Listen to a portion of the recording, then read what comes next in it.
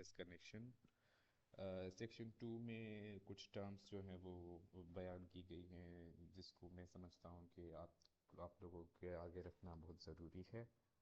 Section 2 में जो terms हैं वो हैं board, chairman, code, DG, employ, fund, intellectual property और मेंबर्स। इसके अलावा भी एक दो और है, वो आप देख लीजिएगा, उतनी कुछ ख़ास नहीं।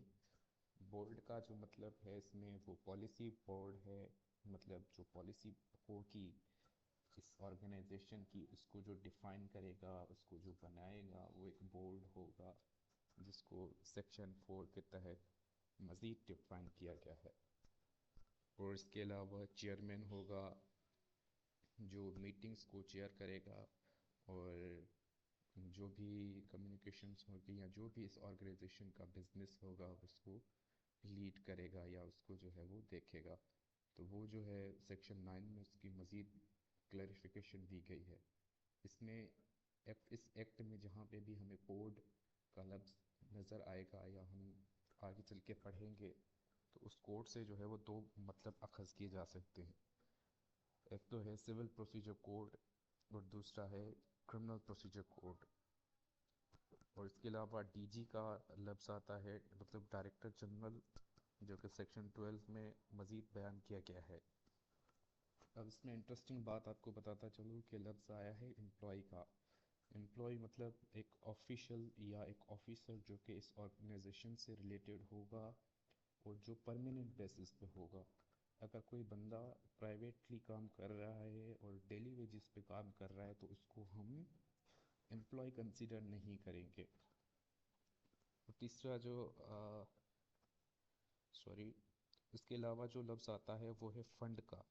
फ़ंड मतलब जितने भी रिसोर्सेज होंगे उसको हम फ़ंड कहेंगे और ये सेक्शन 26 में मज़ीद डिफाइन किया गया है।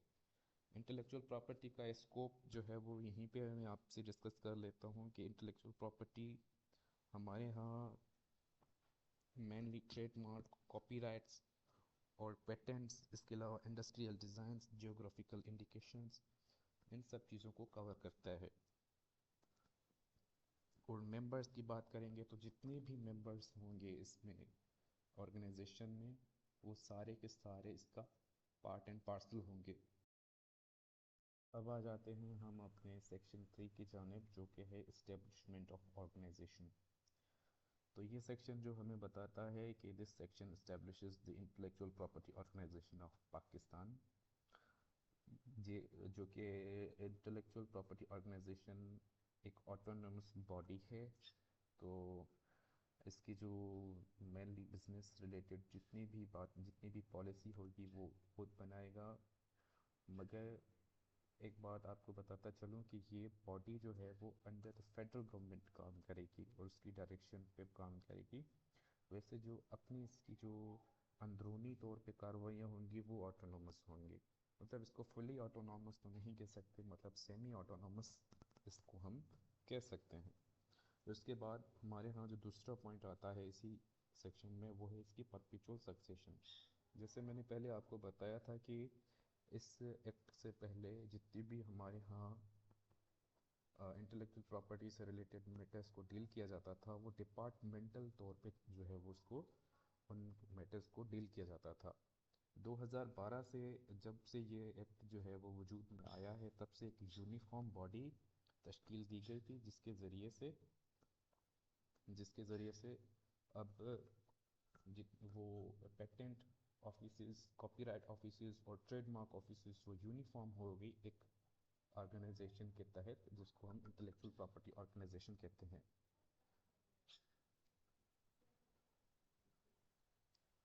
और इसके अलावा तीसरा पॉइंट जो आता है इसी सेक्शन में वो है कॉमन सील।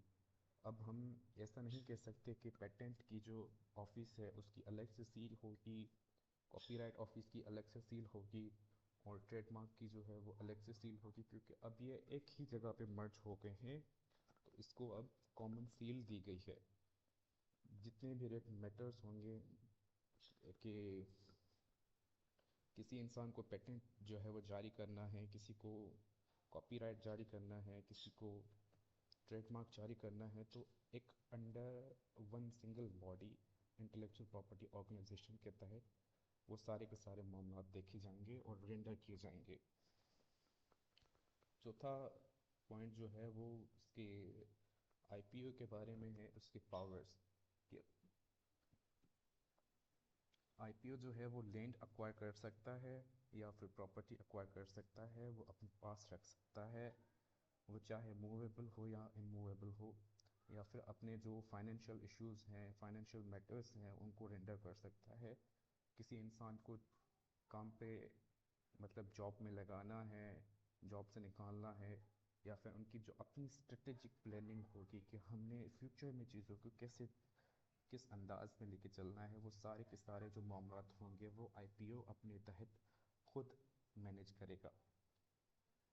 اب سیکشن 4 کی بات کریں جو کہ ہے پالیسی بورڈ. اس میں تین مین جو باتیں آ جاتی ہیں, ایک جو ہے وہ بورڈ کی کمپوزیشن کس طرح سے ہوگی, اور دوسری جو بات ہے وہ چیئرمین کے جو رول کے بارے میں بتایا گیا ہے, اور تیسری جو بات ہے وہ بورڈ کے فنکشنز کے بارے میں بتایا گیا ہے. پہلے ہم نے جو بات کی وہ جنرل ایک آرگنائزیشن کے بارے میں بات کی جو کہ اسٹیبلشمنٹ آف آرگنائزیشن سیکشن 3 میں. اب ہم چوتھے سیکشن پہ آ گئے ہیں تو اس میں ہم مینلی بات کریں گے کہ پالیسی بورڈ, مطلب جو ہم نے پہلے دوسرے سیکشن میں کچھ ٹرمز کی بات کی تھی بورڈ کے حوالے سے, تو اب اسی کی بات چل رہی ہے. تو بورڈ کی کمپوزیشن جو ہوگی وہ 17 ممبرس ہوں گے ٹوٹلس میں. 17 ممبرس پہ جو ہے وہ یہ بورڈ مشتمل ہوگا, جس میں جو ہے وہ 4 ایکس آفیشیو ممبرس ہوں گے, مطلب گورنمنٹ کے ہی ملازم ہوں گے, وہ بھی سرونٹس آف گورنمنٹ ہوں گے, جس میں سیکریٹری منسٹری آف کامرس آ جاتا ہے, secretary ministry of law justice and human rights آ جاتا ہے, تیسرا secretary ministry of science and technology آ جاتا ہے, اور چوتھا جو ہے وہ چیئرمین ایف بی آر آ جاتا ہے. اس کے علاوہ 8 ممبرس جو ہوں گے وہ پرائیویٹ سیکٹر سے لیے جائیں گے, اور 4 ممبرس جو ہیں وہ پبلک سیکٹر سے لیے جائیں گے. اب معاملہ یہ آتا ہے کہ ان کو جو ہے وہ اپوائنٹ کس طرح سے کیا جائے گا. اپوائنٹ کرنے والی جو باڈی ہوگی وہ فیڈرل گورنمنٹ ہوگی, اور وہی ان سب ریپرزنٹیٹیوز کو اپوائنٹ کرے گی. اب ہم چیئرمین کی طرف آ جاتے ہیں کہ چیئرمین کو کون اپوائنٹ کرے گا.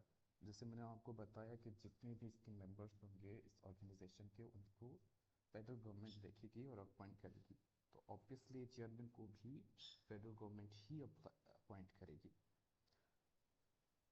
چیئرمین کا جو رول ہوتا ہے وہ ساری گائیڈ لائنس کو فالو کرنا ہوتا ہے جو بھی بورڈ بناتا ہے, اور ڈیسیشن لینا ہوتا ہے, اور اپنے نیشنل انٹرسٹ کو پروٹیکٹ کرنا ہوتا ہے.